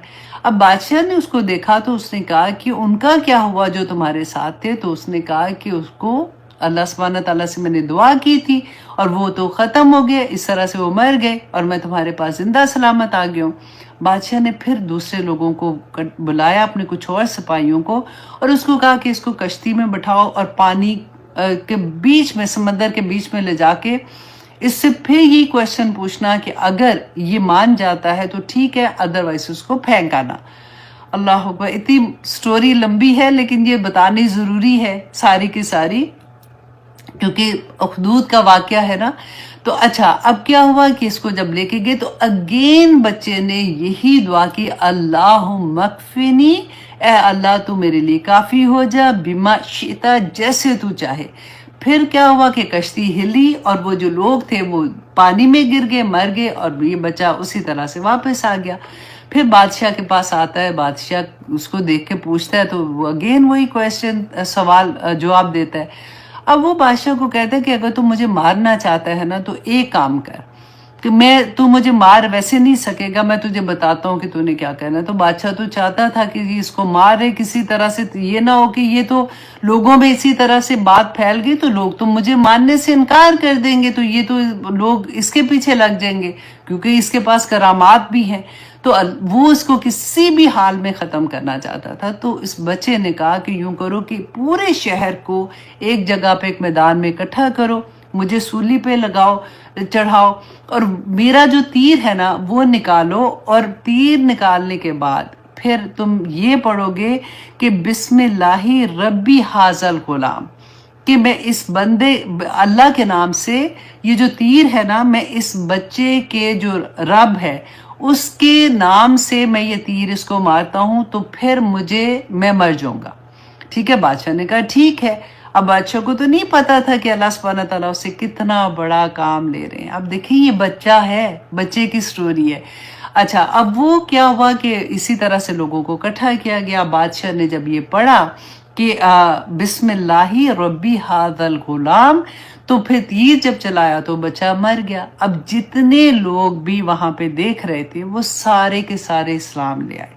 انہوں نے کہا کہ یہ تو اس بچے کا رب جو ہے، کیونکہ وہ تو پہلے دیکھ رہے تھے نا کہ جیسے وہ ٹھیک کر رہا تھا سب کو اور اس کے پاس کرامات تھی، پھر بادشاہ کا واقعہ یہ تو ہو رہا تھا وہاں پہ اور لوگ سن رہے تھے اس کے بارے میں. تو انہیں جب یہ پتا چلا، تو جب سارے اسلام لے، کچھ دن کے بعد جب بادشاہ کو یہ خبر پہنچی کہ پورا شہر جو ہے اس میں لوگ جو ہیں وہ تو اللہ کو ماننا شروع ہو گئے، وہ کہتے ہیں ان کا رب اللہ ہے. تو یہ بادشاہ جو تھا اس نے یہ آرڈر کیا کہ جگہ جگہ پہ خندقیں کھدوائی جائے اور اس میں آگ کے الاؤ جلائے جائے، ایندھن جلایا جائے، اور سب جو یہ نہیں مانتا، جو اس بات پہ اصرار کرے گا کہ اس کا رب اللہ ہے، کہ میں اس کا رب نہیں ہوں، تو اس کو اس جلتی ہوئی آگ میں پھینک دیا جائے. تو کہتے ہیں کہ پورا شہر اس طرح سے آگ میں پھینکا گیا. اور اللہ سبحانہ تعالیٰ آگے اسی کا واقعہ بیان کریں گے کہ آخر میں ایک عورت تھی، اس کی گود میں ایک چھوٹا بچہ تھا. وہ ماں تھی نا، تو وہ گھبرا رہی تھی اور وہ ڈر رہی تھی کہ میں کسی طرح سے بچ جاؤں. تو وہ بچہ بولا تھا، اور یہ وہ تیسرا کہتے ہیں بچہ تھا. ایک حضرت عیسیٰ علیہ السلام کا آتا نا کہ گود میں بولے تھے، ایک اور بچے کا تھا. یہ وہ بچہ تھا جو ماں کی گود میں بولا تھا کہ اے ماں تو حق پہ ہے، تو نہ ڈر، تو چھلانگ لگا دے. اور پھر ماں نے اس بچے کے ساتھ چھلانگ لگا دی تھی. اچھا یہ ایک واقعہ آتا ہے، اور ایک اور واقعہ یہاں پہ ایک اور آتا ہے. یہ بھی رسول اللہ صلی اللہ علیہ وسلم کی بعثت سے آلموسٹ 40-50 سال پہلے کا واقعہ ہے. کہ کہتے ہیں کہ یمن کا ایک بادشاہ تھا جو مدینہ آتا ہے. مدینہ میں اس وقت یہودی تھے، تو وہ ان سے امپریس ہوتا ہے اور وہ اپنا جو یہودیت قبول کرتا ہے، اور جاتے ہوئے بنو قریظہ سے 2 علماء کو لیتا ہے اور اپنے واپس یمن میں جاتا ہے، اور وہاں پر لوگوں کو وہ یہودیت کے بارے میں بتاتے ہیں. تو پورا شہر، اس زمانے میں یہ ہوتا تھا نا کہ اگر بادشاہ کے دین پہ سارے ہو جاتے تھے، تو سارے کے سارے یہودی ہو گئے. اب کیا ہوا کہ بادشاہ کا ایک بیٹا تھا جس کا نام ذو نواس تھا. ذو نواس سین کے ساتھ ہے، ذو نواس تھا، اور یہ بہت شدت پسند تھا. ہوا کیا کہ بادشاہ جب فوت ہو گیا، مر گیا، تو اس کے بعد یہ ذو نواس جو تھا، اس نے نجران کے شہر پر حملہ کیا، کیونکہ نجران میں اس وقت عیسائی رہا کرتے تھے. اس نے وہاں پہ جا کے لوگوں کو زبردستی یہودیت کا قبول کرنے کے لیے کہا. لوگوں نے انکار کیا، تو اس نے وہاں پہ خندقیں کھودی اور پھر اسی طرح سے آگ جلائی اور لوگوں کو اس آگ میں پھینکا جنہوں نے یہودیت قبول نہیں کی تھی. تو یہ واقعہ 2 آتے ہیں، لیکن آج میں آنیسٹلی کہتی ہوں کہ آج جب اگر ہم دیکھتے ہیں تو کس طرح کے واقعات ہمارے سامنے آتے ہیں. آج کی دنیا میں بھی وہی کچھ ہوتا ہے. اللہ اکبر. اللہ سبحانہ تعالیٰ آگے بتا رہے ہیں النار ذات الوقود، اور وہ جو آگ تھی نا، وہ ایندھن والی آگ، اذ ہم علیہا قعود، کہ جب وہ اس کے اوپر بیٹھے ہوئے تھے. کہ وہ لوگ جو تھے جو ان کو جلا رہے تھے، وہ مومنین کا تماشا دیکھ رہے تھے جب ان کو آگ میں پھینک رہے تھے. اور اللہ سبحانہ تعالیٰ فرماتے ہیں وَهُمْ عَلَى مَا يَفْعَلُونَ بِالْمُؤْمِنِينَ شَهُودٌ، اور جو وہ مومنوں کے ساتھ کر رہے تھے نا، اس پہ وہ خود گواہ تھے. اب یہاں پہ دیکھیے کہ ان کی گواہی کے قیامت کے دن ان کو اور کوئی گواہی کی ضرورت نہیں ہوگی. ان کے اپنا عمل جو ہے نا، یہ وہ ان کے لیے دوزخ میں جانے کے لیے کافی ہوگا کہ وہ خود گواہی دے گا کہ انہوں نے مومنین کے ساتھ وہاں پہ کیا کیا تھا. اور آگے اللہ سبحانہ تعالیٰ فرماتے ہیں وَمَا نَقَمُوا، اور نہیں انہوں نے انتقام لیا منہم ان کے ساتھ، الا مگر اس وجہ سے ان یؤمنوا باللہ العزیز الحمید، کہ وہ اللہ سبحانہ تعالیٰ پر جو کہ عزیز زبردست ہے اور خود اپنی ذات میں تعریف کیا ہوا ہے، کہ وہ اس پر ایمان لائے. اس وجہ سے انہوں نے ان کے ساتھ یہ ظلم کیا تھا. اللہ اکبر، اللہ اکبر. اب آگے دیکھیے اللہ سبحانہ تعالیٰ کہتے ہیں الذین لہ ملک السماوات والارض، کہ اللہ کون ہے جس پر وہ ایمان لائے ہیں، وہ تو آسمان و زمین کا مالک ہے. ہم پڑھتے ہیں نا صبح جو ہم جب تہجد کی دعا ہوتی ہے، جب ہماری آنکھ کھلتی ہے تو تب بھی تو ہم پڑھتے ہیں نا انت الحق و وعدک الحق و لقاؤک الحق. اللہ اکبر. اللہ سبحانہ تعالیٰ ہمیں توفیق عطا کرے کہ ہم دین کی اصل کو سمجھ سکے، کیونکہ اللہ سبحانہ تعالیٰ دیکھیں بار بار ہمیں اپنی پہچان بتاتے ہیں کہ اللہ کون ہے. جب اللہ نہ کرے، میں کہتی ہوں کہ یہ جب جن کے اوپر آزمائش پڑتی ہے نا، ڈیفینیٹلی ان کے تو درجات بہت بلند ہے، لیکن رسول اللہ صلی اللہ علیہ وسلم نے ہمیں یہ دعا بھی سکھائی تھی کہ اللہ سے مانگو کہ یا اللہ اگر آپ کبھی یہ ارادہ کرے کسی قوم کو امتحان میں ڈالنے کا، فتنے میں ڈالنے کا، تو اس سے پہلے ہی مجھے موت آ جائے. اللہ اکبر. بہت پیاری دعا ہے وہ دعا ہے وَإِذَا أَرَدْتَ فِتْنَةً فِي قَوْمٍ وَتَوَفَّنِي غیر مفتون. ہاں یہ والی دعا ہے کہ اللہ سبحانہ تعالیٰ بغیر آزمائش کے مجھے موت دے دینا، کیونکہ یہ بہت مشکل وقت ہوتا ہے. بعد میں تو ڈیفینیٹلی اس کا بہت بہت بہت اجر ہے، لیکن اللہ سبحانہ تعالیٰ ہمیں معاف کرے. اور کبھی بھی اس دنیا میں دیکھیں آج کل فتنے ہیں نا، ہم دیکھتے ہیں کہ مسلمانوں کے ساتھ کہاں پہ کیا کیا کچھ نہیں ہو رہا. تو اللہ سبحانہ تعالیٰ ہمیں سب کو معاف کرے. آمین ثم آمین.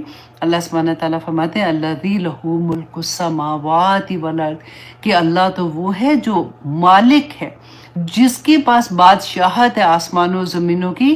واللہ علی کل شیء شہید، کہ اللہ سبحانہ تعالیٰ، ہم پڑھتے ہیں کل شیء قدیر پڑھتے ہیں نا، یہاں پہ دیکھیں شہید، کہ اللہ ہر چیز پر خود گواہ ہے. اللہ خود شہید ہے. قیامت کے دن باقی گواہیاں تو سائڈ پہ آپ کر دیں، اللہ سبحانہ تعالیٰ تو خود گواہ ہے کہ ہماری ایک ایک حرکت پر جو ہم اس دنیا میں کرتے ہیں. اسی لیے تو دعا کرتے ہیں نا کہ اگر ہم میں یہ چیز پیدا ہو جائے کہ ہمیں اس بات کا احساس ہو جائے کہ اللہ سبحانہ تعالیٰ از واچنگ می، ہماری ہر چیز ٹھیک ہو جائے گی. ہم کبھی سوچ بھی نہیں سکیں گے کہ ہم کوئی ایسا کام کرے جو اللہ سبحانہ تعالیٰ کی پسندیدہ کاموں میں سے نہیں ہے. اب دیکھیے اللہ سبحانہ تعالیٰ فرماتے ہیں ان الذین فتنوا، وہ لوگ جو آزمائش میں ڈالے گئے، فتن المومنین، وہ لوگ جنہوں نے مومنوں کے آزمائش میں ڈالا، والمؤمنات، اور مومن عورتوں کو، ثم لم یتوبوا، پھر اس کے بعد انہوں نے توبہ نہیں کی، فلہم عذاب جہنم، ان کے لیے عذاب ہے جہنم کا، ولہم عذاب الحریق، اور ان کے لیے جلنے کا عذاب ہے. اب یہ آیا پہ غور کریں کہ یہ کس کے بارے میں اللہ سبحانہ تعالیٰ فرما رہے ہیں. یہ وہ لوگ ہیں جنہوں نے مومنین کو آگ میں پھینکا تھا. اللہ سبحانہ تعالیٰ کی محبت، اللہ سبحانہ تعالیٰ کا رحم یہاں پہ نظر آتا ہے کہ اللہ ان کے لیے بھی اللہ سبحانہ تعالیٰ فرما رہے ہیں کہ اگر انہوں نے توبہ نہیں کی، مطلب ان کے لیے توبہ کا دروازہ کھلا ہوا ہے. اللہ سبحانہ تعالیٰ ان کو بھی یہ کہہ رہے ہیں کہ اگر وہ توبہ کر لیں تو اللہ ان کو معاف کر دے گا. اللہ اکبر. اب یہاں پہ سوال یہ دل میں آتا ہے کہ اچھا تو جو انہوں نے مومنین کے ساتھ کیا تو ان کو کیا سزا نہیں ملنی چاہیے؟ ملنی چاہیے نا. لیکن اگر توبہ اتنی بڑی بات ہے، اس سے کیا تسلی ملتی ہے کہ بڑے سے بڑے گناہ میں بھی اللہ سبحانہ تعالیٰ سے اگر توبہ کر لے اور اس پہ جم جائیں کہ بعد میں ہم کبھی ایسا گناہ نہیں کریں گے، اور واپس توبہ کرنے کے بعد واپس وہ کام کرنے کو وہ سمجھے کہ جیسے ہمیں آگ میں پھینک دیا گیا ہے، تو اللہ سبحانہ تعالیٰ ہمارے گناہ معاف کر دیں گے. سبحان اللہ. اور یہاں پہ مومنوں کی تسلی دینے کے لیے کہ ان کے ساتھ تو یہ ہے نا کہ ان کو گناہ معاف ہو جائیں گے. اب مومن کو تو یہ ہوگا کہ انہوں نے ہمارے ساتھ اس سے کیا تو ان کو سزا نہیں ملی، تو اللہ سبحانہ تعالیٰ ان کو بھی ان کے درجات بلند کریں گے کیونکہ انہوں نے صبر کیا تھا اس کے اوپر. اور یہ ایک آتی ہے ایک حدیث، میں سوچ رہی ہوں کہ وہ کیا تھا کہ اللہ سبحانہ تعالیٰ جب قیامت کے دن جنت میں قاتل اور مقتول جب دونوں کو دیکھیں گے تو مسکرا دیں گے. اور اس کی ریزن یہ بتائی تھی کہ قاتل نے تو اللہ سبحانہ تعالیٰ سے بعد میں توبہ کر لی. کچھ لوگ ایسے ہوتے ہیں نا کہ بہت بڑے گناہ کر کے بھی توبہ کر لیتے ہیں، تو اس نے توبہ کی اور اللہ سبحانہ تعالیٰ نے اس کی توبہ قبول کر لی. اور جس کو مقتول تھا وہ تو اس وجہ سے وہ گیا نا کہ وہ اس پہ ظلم ہوا تھا، مظلوم تھا، تو اللہ سبحانہ تعالیٰ نے اس کے درجات بلند کر دیے، تو اللہ سبحانہ تعالیٰ ان کو دیکھ کے مسکرا رہے تھے. تو ایسے میں نے حدیث پڑھی تھی، وہ ایک دم سے میرے ذہن میں آئی ہے. تو یہاں پہ آپ دیکھیے اللہ سبحانہ تعالیٰ فرماتے ہیں کہ وہ لوگ جنہوں نے آزمایا تھا. اچھا دیکھیے آزمائش جو ہوتی ہے نا، جس کو کہتے ہیں کہ فتن کا لفظ جو آتا ہے، یہ اس کے لیے آتا ہے، اگر آپ اس کے معنی سمجھ لیں گے نا تو آپ کو کبھی نہیں بھولے گا کہ جیسے سونا ہوتا ہے نا، اس کو جب آپ اس کو پکاتے ہیں سونے کو، تو اس میں سے جھاگ اور اس کا جو گند ہوتا ہے وہ علیحدہ ہو جاتا ہے اور خالص سونا سائڈ پہ ہو جاتا ہے. آزمائش بالکل ایسے ہی ہے.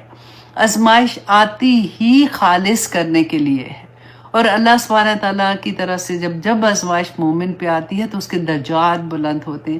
کیونکہ اللہ سبحانہ تعالیٰ نے دیکھے سورۃ العنکبوت میں فرمایا تھا، یہ بڑی پیاری آیت تھی، میں آپ کو یہ بھی بتا دیتی ہوں کہ اللہ سبحانہ تعالیٰ نے سورۃ عنکبوت میں فرمایا کہ اے نبی، آیت نمبر 2 ہے. ویسے یہ آپ پڑھ کے دیکھنا، میں نے اس کی 10 آیات پڑھ رہی تھی، بہت پیاری. اس میں آپ کو تفسیر کی ضرورت نہیں پڑے گی، آپ کو انڈرسٹینڈنگ اور بھی ہو جائے گی. کیونکہ آج کا لیکچر کے بعد آپ دیکھیں کہ اللہ سبحانہ تعالیٰ فرماتے ہیں، اے نبی صلی اللہ علیہ وسلم، کیا لوگوں نے یہ گمان کر رکھا ہے کہ ان کے صرف اس وعدے پر کہ ہم ایمان لے آئے ہیں، میں اور آپ نا، ہم ایمان لے آئے ہیں، ہم انہیں بغیر آزمائی ہی چھوڑ دیں گے. اللہ اکبر، یہ بہت ڈر والی آیا ہے کہ اے نبی، کیا ان لوگوں نے یہ گمان کر لیا ہے کہ وہ صرف اس دعوے پر کہ وہ ایمان لائے ہیں ہم انہیں بغیر آزمائے چھوڑ دیں گے؟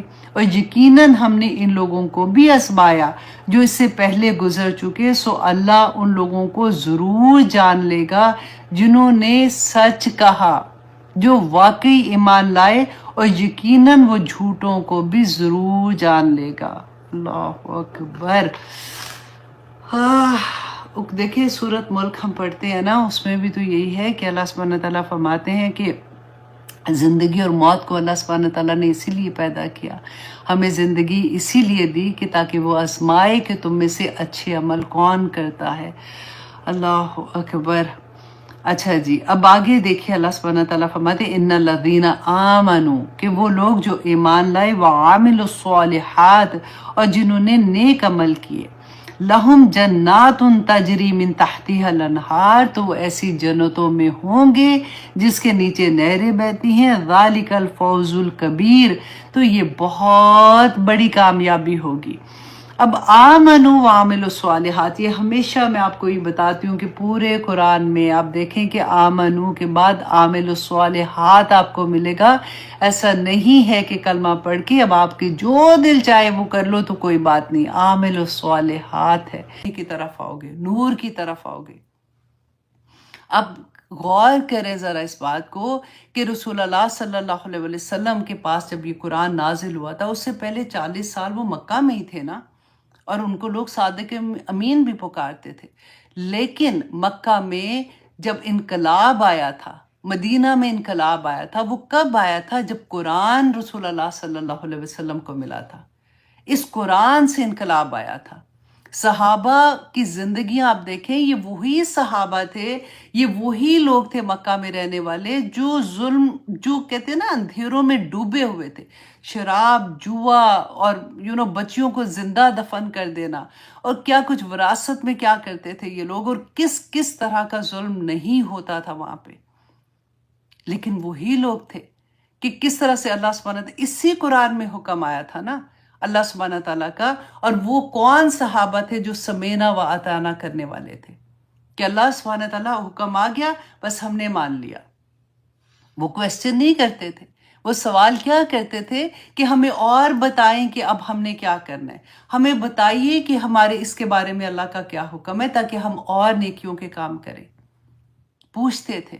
اب دیکھیے کہ جب شراب کا حکم آیا تھا، مدینہ میں تھے نا، اس وقت آپ دیکھیں کہ اللہ سبحانہ تعالیٰ کا جب حکم آ گیا تو وہ پیالے جو ان کے منہ کے پاس تھے نا، انہوں نے وہاں سے انڈھیل دیے تھے.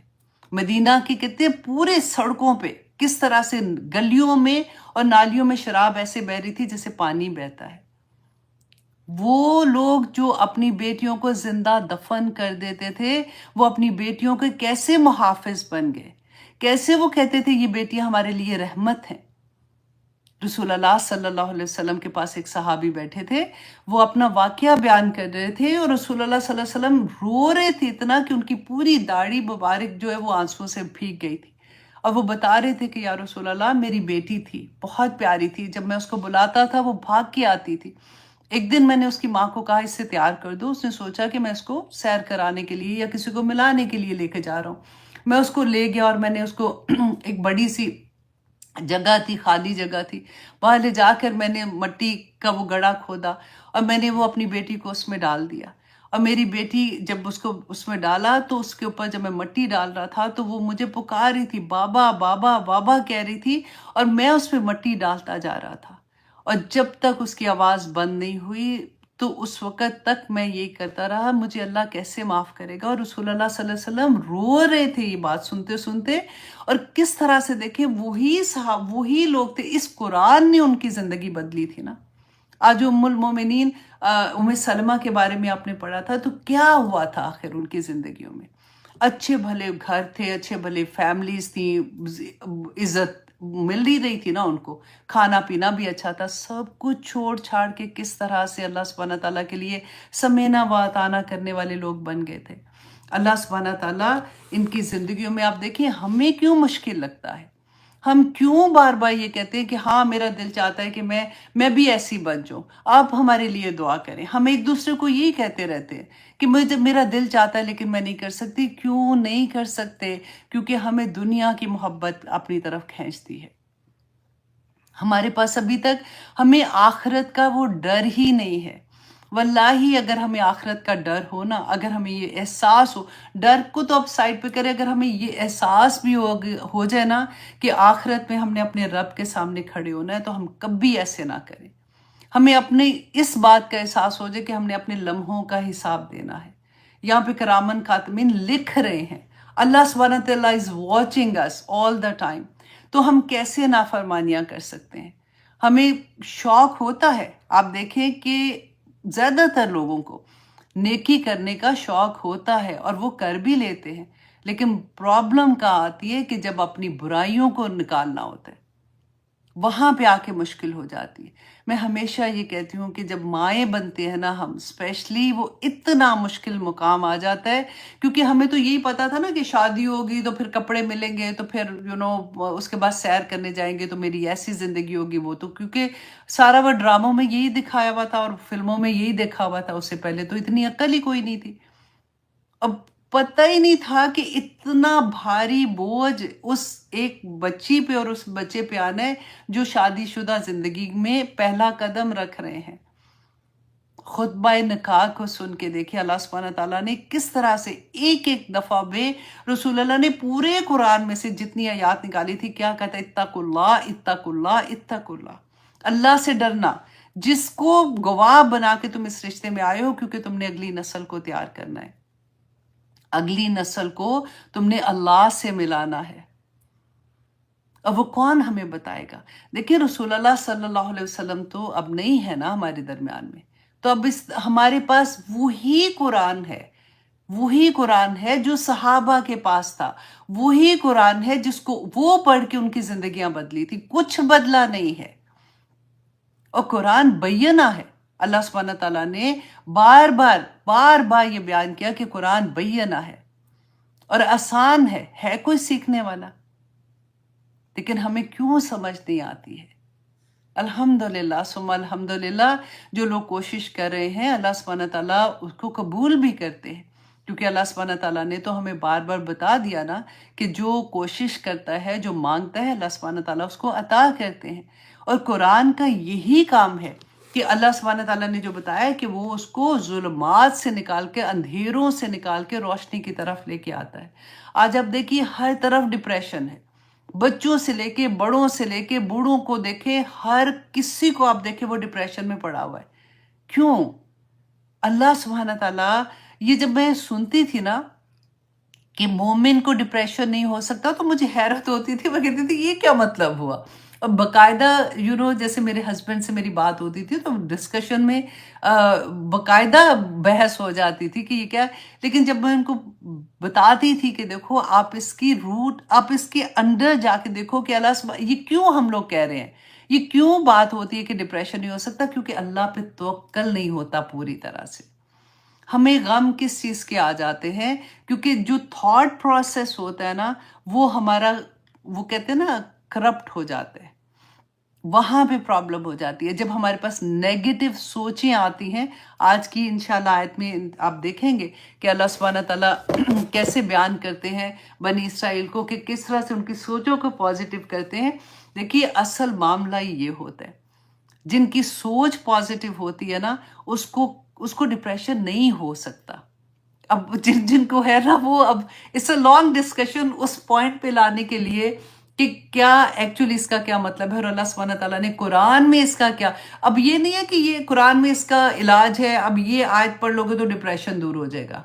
واللہ آپ ساری دن ساری رات پڑھ کے دیکھ لیں، پھر بھی اللہ نے اجر تو دینا ہے، وہ تو ایک ایک لفظ پہ ہے، لیکن جو اس کا مقصد کیا ہے کہ یہ قرآن آپ کے لیے شفا اس میں کیسے بنے گا؟ قرآن آپ کو سوچنا بھی سکھاتا ہے۔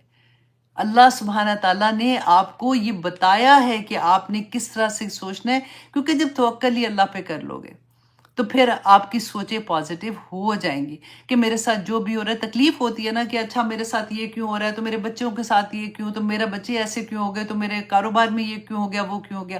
پھر جب اللہ پہ توکل ہوتا ہے نا تو پھر ساری چیزیں پازیٹیو ہونا شروع ہو جاتی ہیں۔ انشاءاللہ ایک دن میں کوشش کروں گی، کیونکہ یہ اتنا لمبا ٹاپک ہے کہ میں صرف اس کے بارے میں بات کروں اور میں اس کو اچھے سے ہم لوگ ڈسکس کر سکیں، تاکہ ہم سمجھیں کہ اس قرآن کو اللہ سبحانہ تعالیٰ نے شفا کیوں کہا ہے۔ اس لیے کہا ہے کہ یہ پڑھ کے بس چلتے پھرتے یہ پڑھ لو تو انشاءاللہ اسے نکل جاؤ گے، نہیں ہوتا۔ آپ دیکھیے جب آپ کے سامنے کھانا پڑا ہوا ہے، آپ کتنا بھی کہیں گے نا کھانا منہ میں آ جاؤ، کھانا منہ میں آ جاؤ، کھانا منہ میں آ جاؤ، نہیں آئے گا، ہے نا، نہیں آئے گا۔ یہ ہمیں عقل ہے۔ تو پھر ایسے کیسے ہو سکتا ہے کہ جب ہم خود عمل نہ کریں، خود کوشش نہ کریں، وہ کوشش جو میرے رب نے ہمیں بتائی ہے، وہ کوشش جو ہمیں رسول اللہ صلی اللہ علیہ وسلم نے بتائی ہے، ہمیں اگر وہ کوشش نہیں کریں گے تو کچھ نہیں ہوگا۔ آپ ڈاکٹر سے بات کر کے دیکھ لیں، جو اگر ڈپریشن بھی ہوتا ہے نا تو ڈاکٹرز آگے سے کیا کہیں گے آپ کو کہ جی یہ دوائی ہے آپ نے کھانی ہے۔ اب دوائی نے اپنا کام کر لیا، اب آپ نے نکلنا خود ہی سے ہے، آپ نے اپنی کوشش کرنی ہے اس ظلمات سے، اس اندھیروں سے نکلنے کے لیے۔ You have to work hard, you have to جیسے گھروں میں بیٹھ جاتے ہیں، کمروں میں بیٹھ جاتے ہیں، اب کسی سے بات کرنے کو دل نہیں چاہتا، تو یہ ایک لمبی ڈسکشن ہے۔ انشاءاللہ مجھے امید ہے کہ تھوڑی سی چیز سے بھی آپ کو کافی چیز سمجھ آ گئی ہوگی۔ اللہ سبحانہ تعالیٰ جی ہم سب کے لیے آسانیاں کرے، اور ہماری زندگی میں جو بھی ظلمات ہیں، اندھیرے جس چیز کے بھی، پریشانیوں کے ہیں، بیماریوں کے ہیں، کسی بھی لیول کے ہماری زندگیوں میں جو پریشانیاں ہیں اور ظلمات ہیں، اندھیرے، اللہ سبحانہ تعالیٰ ان کو نور میں بدل دے۔ اور اس کا ایک ہی طریقہ ہے کہ اللہ سبحانہ تعالیٰ نے بتا دیا کہ وہ کون بدلے گا، یہ قرآن بدلے گا، اس پہ عمل کرو گے تو بدلے گا۔ اس سے پہلے ہم نے سورۃ رات میں کیا پڑھا تھا کہ اللہ سبحانہ تعالیٰ نے فرمایا کہ جو دل کا سکون ہے وہ کدھر ہے؟ وہ اسی میں ہے، اس قرآن میں ہے، ذکر میں ہے، یاد میں ہے۔ تو آج آپ نے سیکنڈ چیز دیکھ لی کہ اللہ سبحانہ تعالیٰ نے فرمایا کہ اندھیروں سے نکالنے کے لیے بھی صرف یہ قرآن ہی کام کرے گا۔ الا یعلم من خلق، کیا وہی نہیں جانتا جس نے پیدا کیا تھا؟ اللہ سبحانہ تعالیٰ دلوں کے حال جانتے ہیں۔ وہ اس نے ایک ایک بندہ، وہ مشینری جس نے بنائی ہے، اس نے اس کو استعمال کرنے کا بھی طریقہ بتا دیا کہ اس میں جب تم پریشانی لگے گی نا، جب تمہیں تکلیف ہوگی، جب تمہیں لگے گا کہ تم غموں کے اندھیروں میں گھس گئے ہو، تو تمہیں اس سے نجات کون دے گا؟ یہ قرآن دے گا۔ اس کو دیکھو کہ اللہ سبحانہ تعالیٰ نے اس میں سب کی چابیاں رکھتی ہیں کہ کس طرح سے بس تمہیں کھولنا ہے اس کو۔ جب تم کھولو گے تو تمہیں یہ سارا کچھ اللہ سبحانہ تعالیٰ عطا کر دیں گے۔ لیکن اللہ سبحانہ تعالیٰ نے رسول اللہ صلی اللہ علیہ وسلم کو بھی کیا کہا؟ بِإِذْنِ رَبِّهِمْ، کہ تم اللہ کے اذن سے، اللہ کی توفیق سے ہی تم یہ کر سکتے ہو۔ کہ اب یہاں پہ وہ بات آگے کی دعا بھی کرنی ہے کہ آپ نے اللہ سبحانہ تعالیٰ سے دعا کرنی ہے کہ یا پاک پروردگار اس قرآن کو ہمارے لیے آسان کر تاکہ مجھے اس کی سمجھ آ جائے. اللہم آرنی حقا حقا ورزقنا اتباعہ وارنا باطلا باطلا ورزقنا اجتنابہ. تو اللہ سبحانہ تعالیٰ انشاءاللہ زندگیوں میں ایسی ایسی چیزیں لے آتے ہیں کہ انسان کو لگتا ہے کہ او مائی گاڈ یہ تو میں چیز سوچ رہی تھی، تو ایسے لگتا ہے کہ بس کیچ کرنے کی بات ہوتی ہے. کیونکہ جب القاء ہوتا ہے نا کبھی، تو آپ پتہ ہے وہ ایک لمحے کی بات ہوتی ہے کہ ایک دم سے آپ کو یہ لگتا ہے کہ او مائی گاڈ، مطلب یہ مجھے ایک میسج ریسیو کرنے والی بات ہے، تو آپ کو ساری سمجھ آنی شروع ہو جاتی ہے. تو اللہ سبحانہ تعالیٰ نے یہاں پہ جو فرمایا ہے کہ یہ سب کچھ ہوگا، ظلمات سے آپ نکالیں، رسول اللہ کو بتا رہے ہیں نا، لیکن نکالنے کے لیے بھی اللہ سبحانہ تعالیٰ کی اذن ہوگا تو ہی بندہ نکلے گا. الا صراط العزیز الحمید. اور کس کے راستے پہ چلنا ہے؟ جو عزیز ہے، جو زبردست ہے، اس کا راستہ. اور حمید کہتے ہیں کہ جو اپنی ذات میں خود محمود ہے، اس کو کسی کی تعریف کی ضرورت نہیں ہے. کہ یہ نہ سمجھ لینا لوگوں کہ اللہ سبحانہ تعالیٰ فرما رہے ہیں کہ میری تعریف کرو، اور اللہ سبحانہ تعالیٰ کو اس کی ضرورت ہے. کیونکہ اللہ سبحانہ تعالیٰ فرماتے ہیں اللہ الذی، اللہ تو وہ ہے، لہو ما فی السماوات و ما فی الارض، کہ جس کے پاس جو کچھ آسمانوں اور زمین میں ہے وہ سب اللہ کی تعریف کر رہا ہے. آسمان اور زمین میں ایک ایک ذرہ اللہ سبحانہ تعالیٰ کی تعریف بیان کر رہا ہے، اللہ کی عبادت کر رہا ہے. تم نہ بھی کرو گے اللہ سبحانہ تعالیٰ کو فرق نہیں پڑنا، کیونکہ اللہ سبحانہ تعالیٰ فرماتے ہیں نا کہ تم سارے کے سارے جتنے جنوں انسو سارے کے سارے تم اللہ کی عبادت کرنا شروع کر دو، اللہ کو تب بھی فرق نہیں پڑتا. اور سارے کے سارے اللہ کی نافرمانی کرنا شروع کر دو، اللہ کو تب بھی فرق نہیں پڑتا. اللہ سبحانہ تعالیٰ فرماتے ہیں کہ وہ اللہ ہے جو مالک ہے آسمانوں اور زمینوں کا. اور وَوَيْلٌ لِّلَّذِينَ وَوَيْلٌ، اور ویل ہے، ہلاکت ہے، للکافرین، انکار کرنے والوں کو. کن کو؟ جو قرآن کا انکار کرتے ہیں. افتؤمنون ببعض الکتاب وتکفرون ببعض. بڑا ڈرنے والی بات ہے کہ کیا تم قرآن کے کچھ حصے کو تو ایمان لاتے ہو، کچھ کو انکار کر دیتے ہو. ویل للکافرین، ویل ہے، ویل ایسی وادی کو کہتے ہیں جسے دوزخ بھی پناہ مانگتی ہے. اور یہ ورڈ اللہ سبحانہ تعالیٰ نے ہمیں قرآن میں اکثر مقام پہ نظر آتا ہے، اکثر نہیں زیادہ، مطلب آئے گا آپ کو نظر. کیونکہ ویل للمصلین الذین هم عن صلاتهم ساہون. پڑھ کے دیکھیے، وہ بھی اللہ سبحانہ تعالیٰ نے، میں جب یہ پڑھا تھا تو اللہ اکبر کہ ویل للمصلین، نمازیوں کے لیے ویل اللہ سبحانہ تعالیٰ ادھر کہہ رہے ہیں. تو اللہ سبحانہ تعالیٰ فرماتے ہیں کہ جو اپنی نمازوں سے غافل ہیں. پھر اللہ سبحانہ تعالیٰ نے فرمایا ویل لکل ہمزۃ لمزہ، کہ ویل ہے ان کے لیے. اب ہم سوچتے ہیں نا ویل اچھا کافروں کے لیے، اللہ سبحانہ تعالیٰ نے ان کو کہا ہے، ہمیں تو کوئی فرق نہیں پڑتا. کہ جو آنکھوں سے اشارہ آپ نے کبھی دیکھا ہے پارٹی میں، ہم کہتے ہیں وہ دیکھو اس کو دیکھا ہے وہ کیا کر رہی تھی، آنکھوں سے یوں یوں اشارے کر رہے ہوتے ہیں. اللہ سبحانہ تعالیٰ فرماتے ہیں ان لوگوں کے لیے جو ایسے کرتے ہیں نا، ویل ہے. دوزخ کی ایسی وادی ہے جسے دوزخ بھی پناہ مانگتی ہے.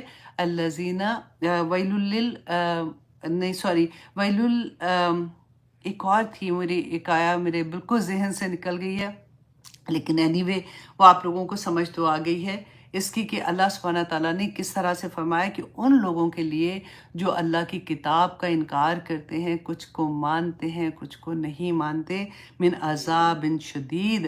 نہ صرف ویل ہے بلکہ اللہ سبحانہ تعالیٰ فرماتے ہیں شدید عذاب ہے ان کے لیے.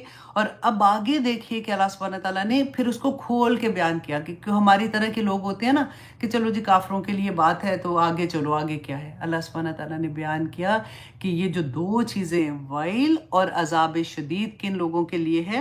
الذین یستحبون الحیات الدنیا، وہ لوگ جو ترجیح دیتے ہیں الحیات الدنیا، دنیا کی زندگی کو، الآخرہ، آخرت کے بدلے میں.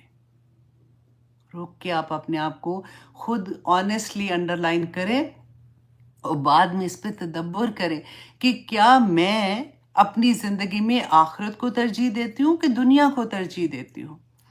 میری ترجیحات کیا ہیں؟ مجھے پورے دن میں کیا آخرت یاد آتی ہے؟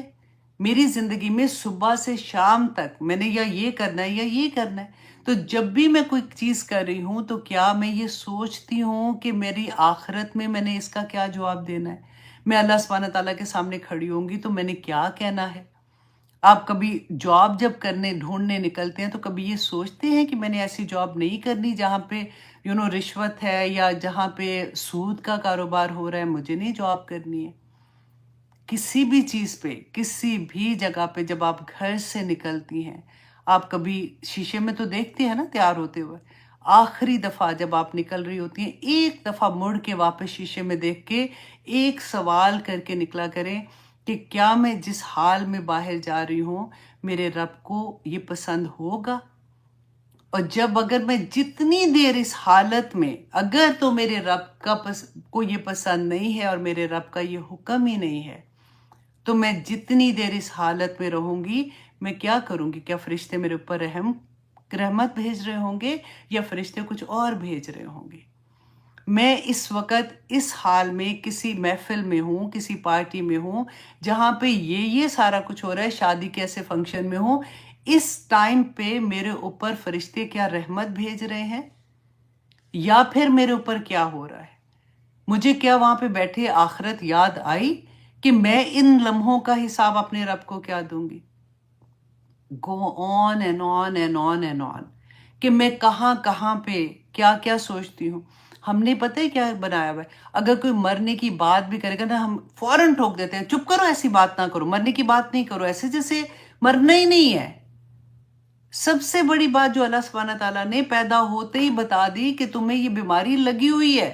جیسے کسی کو کہہ دے نا، اللہ نہ کرے کسی کو کہتے ہیں کینسر ہو گیا تو آدھی جان ہی آدھی نہیں پوری نکل جاتی ہے نا، اور پھر اگر ڈاکٹر کہہ دے، جواب دے دے، تو پھر آپ سوچیں ہمارا کیا حال ہوتا ہے۔ یہ تو اللہ سبحانہ تعالیٰ نے پیدا ہوتے ہی بتا دیا کہ موت ہے، تمہیں موت کی بیماری لگی ہوئی ہے۔ ہم میں سے ہر ایک کو موت کی بیماری لگی ہوئی ہے، پتہ نہیں ہے کہ کس وقت جان نکل جائے گی۔ جب ہمیں کینسر کا پتہ ہوتا ہے تو ایک ایک لمحے کا کیا حساب ہوتا ہے، آپ سوچیں ذرا۔ ہمارا دل لگتا ہے، اگر اللہ نہ کرے اس اسٹیٹ آف مائنڈ میں ہم ہوتے ہیں تو اس وقت کیا ہمیں کوئی چیز اچھی لگ رہی ہوتی ہے؟ نہ کپڑے پہننا اچھا، نہ کوئی بات اچھی، نہ کہیں جانا اچھا، نہ کچھ بھی۔ بس ایک ہوتا ہے کہ یا اللہ سے دے دے، یا اللہ سے دے دے، ہوتا بھی یہی ہے، اور that is a normal thing. لیکن میرا مطلب یہاں پہ یہ ہے کہ ہمیں موت کی بیماری بھی تو لگی ہوئی ہے۔ ہمیں کبھی احساس ہوا کہ ہم نے تو جانا ہے، ہم سارا کچھ چھوڑ کے یہ دنیا کا تو ہم نے چلے جانا ہے، تو کوئی تکلیف نہیں ہوتی ہے۔ موت کو کبھی اس بیماری کے روپ میں دیکھیں۔ اللہ سبحانہ تعالیٰ ہماری آسانیاں کرے کہ اللہ سبحانہ تعالیٰ فرماتے ہیں کہ وہ لوگوں کے لیے وائل ہے اور عذاب شدید ہے، وہ لوگ جو دنیا کی زندگی کو ترجیح دیتے ہیں آخرت کے بدلے میں۔ اور پھر نمبر 2 کون؟ وَيَصُدُّونَ عَن سَبِيلِ اللَّهِ، کہ وہ اللہ کے راستے سے روکتے ہیں، اللہ کے راستے سے روکتے ہیں۔ اب دیکھیے کہ خود تو کرتے ہیں، خود تو ایک اللہ کے راستے پر چلنا اور ایک دوسری طرف جانے والی بات ہے نا، کہ وہ کیسے روکتے ہیں اللہ کے راستے میں چلنے کے؟ اچھا میں وہاں جا رہی ہوں تو چلنا، تو بس اب کافی ہو گئی ہے، اب چل مووی دیکھنے جا رہے ہیں، بڑی اچھی مووی آئی ہے۔ اللہ اکبر، کبھی اپنی باتوں کو غور کریں۔ جب آپ بیٹھے ہوتے ہیں کانسٹنٹلی آپ بات کر رہے ہوتے ہیں، یہ ڈرامہ لگا ہوا ہے، تم نے نہیں دیکھا؟ اچھا تم بھی اس کو تم دیکھنا، بہت اچھا ہے، اس میں یہ ہو رہا ہے، اس میں وہ ہو رہا ہے۔ تم کہاں کہاں پھنس جاتے ہو اور کہاں کہاں پھنساتے ہو۔ اب دیکھیے اللہ کے راستے سے روکنا کیا مذاق نہیں اڑاتے؟ کبھی حجاب والوں کا مذاق، کبھی کوئی داڑھی والوں کا مذاق، کبھی کسی نے پہنچے آدمی نے اوپر کیے ہوئے اس کا مذاق۔ عورت اوپر کر لے، وہ بے شک آدھی نکر تک اس نے پہنی ہوئی ہے اپنی پجامہ، وہ آپ سٹائلش ہو جائے گی۔ اور اگر آدمی نے پہنا ہے، اگر رسول اللہ صلی اللہ علیہ وسلم کی سنت پہ عمل کرنے کی کوشش کر رہا ہے تو اس کا مذاق اڑائیں گے۔ کسی نے نقاب لیا ہوا ہے تو اس کا مذاق اڑائیں گے۔ کیسے کیسے آپ کو پتہ ہی نہیں چلتا۔